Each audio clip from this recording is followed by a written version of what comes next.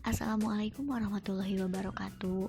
Pada kesempatan ini saya Saufa Mulyani, mahasiswa pendidikan guru sekolah dasar, program pendidikan profesi guru Prajabatan Universitas Pendidikan Indonesia tahun 2022 akan kembali menyampaikan topik terkait dengan pendidikan yang berpihak pada peserta didik. Sebelum itu, mari kita ulas kembali pengertian pendidikan menurut Ki Hajar Dewantara. Menurut beliau, pendidikan adalah suatu proses yang tidak diam. Pendidikan harus terus berubah dan berkembang sesuai dengan kondisi, zaman, dan kondisi peserta didik. Berdasarkan pengertian pendidikan tersebut, selayaknya kita dapat mengetahui bahwa pendidikan itu tidak bersifat menetap, melainkan berubah mengikuti dengan kondisi zaman dan juga kondisi peserta didik.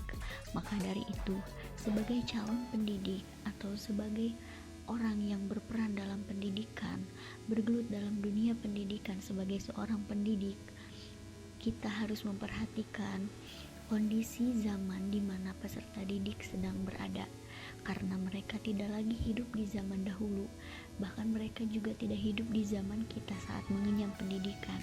Kemudian kita juga harus memperhatikan kondisi peserta didik. Kondisi peserta didik ini meliputi berbagai aspek yang ada pada diri peserta didik, baik itu dari perkembangan dirinya, lingkungan, maupun segala aspek yang nantinya akan kita bahas selanjutnya.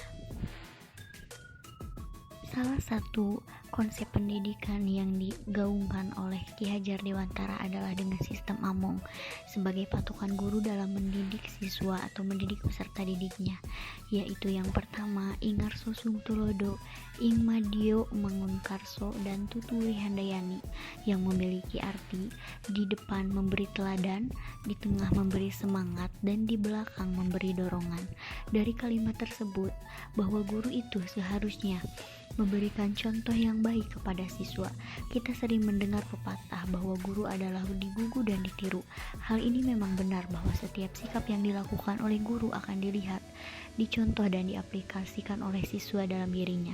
Bahkan dalam kurikulum 2013, guru wajib menjadi teladan bagi peserta didik dalam menghayati dan mengamalkan perilaku jujur, disiplin, tanggung jawab, peduli, gotong royong, kerjasama, toleransi, dan damai, santun, responsif, dan proaktif, dan menunjukkan sikap sebagai bagian dari solusi atas berbagai permasalahan dalam berinteraksi secara efektif. Kemudian, guru juga harus di tengah harus memberikan semangat. Artinya guru mempengaruhi dan mengendalikan siswanya. Maka guru haruslah bisa sedekat mungkin atau bisa menjadi teman dengan siswa tanpa menghilangkan kewibawaannya sebagai seorang guru. Dengan begini suasana belajar akan terbangun dengan kondusif. Dan yang terakhir yaitu Tuturi Handayani, guru menghargai dan mendorong potensi yang dimiliki siswa. Maka guru harus bisa melihat keberagaman, baik itu tingkat intelektual, bakat, potensi, minat, motivasi belajar, kemampuan sosial, emosi, gaya belajar, kebutuhan khusus, kecepatan belajar, dan lain-lain yang merupakan latar belakang dari peserta didik tersebut. Dengan kita telah mengetahui dan memaknai sistem Among tersebut, maka kita dapat memberikan pembelajaran atau pendidikan yang berpihak kepada peserta didik. Berdasarkan sistem Among yang telah digaungkan oleh Ki Hajar Dewantara sebelumnya, yaitu pada Tuturi Handayani, dapat kita ketahui bahwa seorang guru harus memperhatikan karakteristik peserta didik. Adapun beberapa karakteristik peserta didik yang harus diketahui dan dipahami serta diidentifikasi oleh seorang pendidik, yang pertama yaitu perkembangan kognitif. Seperti yang kita ketahui bahwa setiap peserta didik itu merupakan individu yang unik. Mereka terlahir berbeda dengan latar belakang berbeda, baik itu secara biologis maupun secara lingkungan.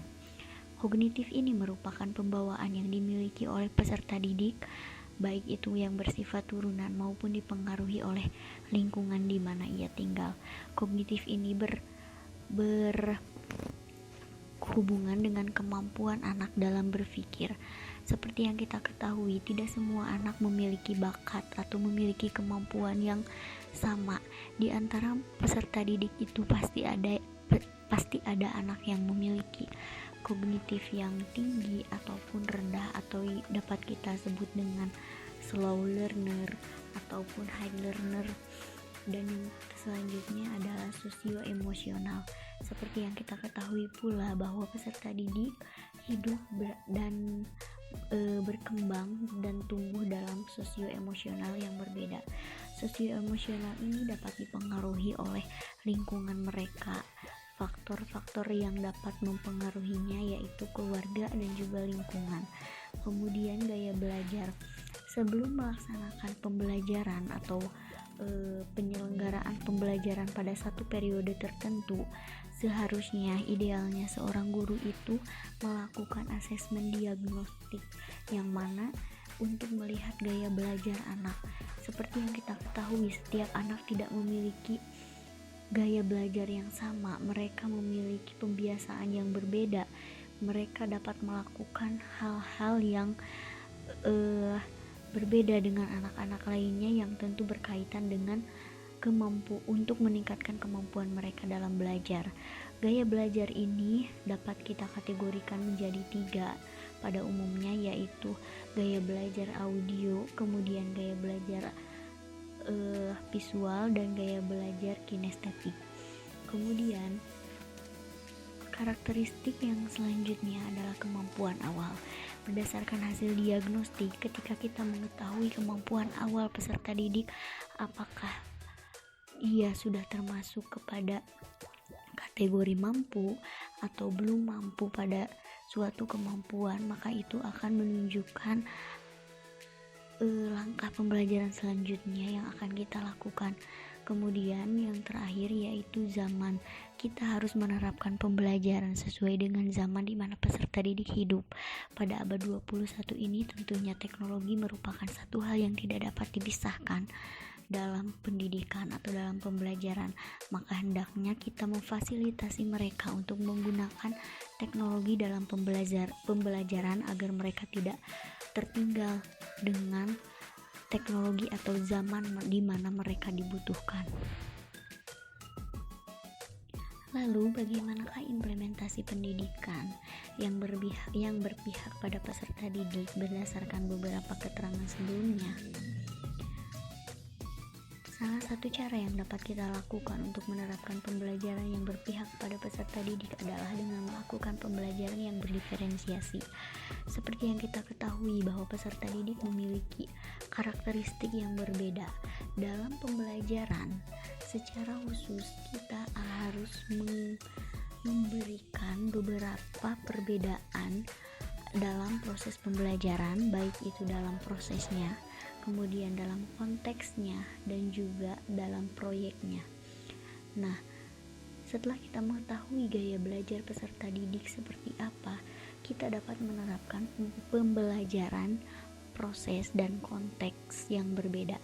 Misalnya peserta didik dengan gaya belajar visual, mereka disuguhkan dengan konteks yang diberikan dengan gambar-gambar yang mereka sukai. Kemudian untuk auditori, mereka yang cenderung suka mendengarkan, mereka dapat mendengarkan berbagai konteks pembelajaran yang tentunya dalam satu ruang lingkup yang sama dengan tujuan dan capaian pembelajaran yang sama. Kemudian yang terakhir yaitu gaya belajar kinestetik. Peserta didik dengan gaya belajar ini dapat diberikan pembelajaran dengan proses yang berbeda dan konteks yang berbeda pula, namun masih dalam satu ranah atau cakupan pembelajaran yang sama. Pada peserta didik dengan gaya belajar kinestetik, kita dapat memberikan lembar kerja berupa praktik kepada peserta didik tersebut, yang mana peserta didik tersebut dapat fokus, dapat memahami pembelajaran dengan cara mengerjakan sesuatu.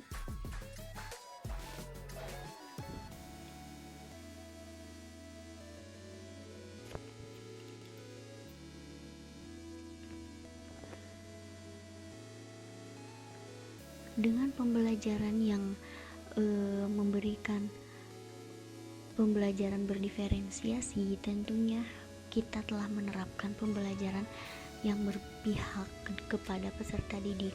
Mereka tidak dipaksakan dengan model atau dengan media yang kita berikan secara umum, karena pada dasarnya mereka memiliki kemampuan yang berbeda.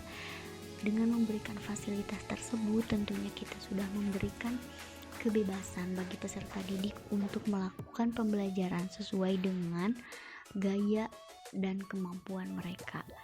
Nah, dengan pembelajaran berdiferensiasi ini, tentunya kita harus memperhatikan berbagai hal.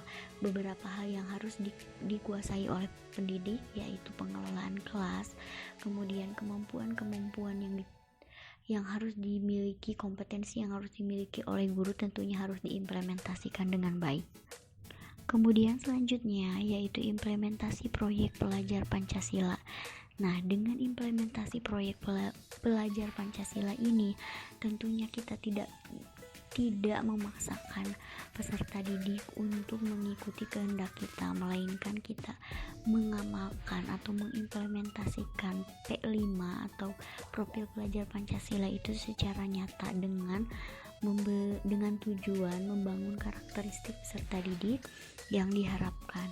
Nah, ini ada beberapa contoh, diantaranya yaitu melakukan praktik ibadah sholat duha sebelum pembelajaran, kemudian kegiatan menganyam yang juga dapat menjadi bekal untuk peserta didik, di mana ini dapat nantinya dipasarkan dan mereka akan mengetahui secara langsung bagaimana cara pembuatannya. Kemudian mereka juga dapat mengkonstruksi pengetahuannya bahwa ternyata dengan keterampilan yang mereka miliki, mereka dapat menghasilkan produk dan dapat memasarkannya. Kemudian selanjutnya ada contoh praktik penanaman hidroponik. Nah, ini dapat dikaitkan tentunya dengan pembelajaran yang ada di kelas atau di dalam materi. Tentunya ini berbasis proyek sehingga peserta didik tidak terpaku dengan menjelaskan kemudian menulis. Tentunya mereka akan mengalami secara langsung melalui proyek tersebut sehingga pengetahuan mereka dapat terkonstruksi dengan baik melalui pembelajaran yang bermakna. Selanjutnya yang terakhir terdapat contoh bazar makanan, yang mana bazar makanan ini dilaksanakan berdasarkan proyek yang bertemakan kewirausahaan. Dengan profil P5 ini tentunya mereka akan mengetahui dan menghargai bagaimana pembuatan, kemudian memasarkan, yang nantinya akan tentunya diharapkan kemampuan mereka dikonstruksi berdasarkan pengalaman. Demikian yang dapat saya sampaikan. Mudah-mudahan kita dapat menerapkan pembelajaran yang berpihak kepada peserta didik. Maka dari itu, marilah perlahan kita menerapkan pembelajaran yang berpihak pada peserta didik.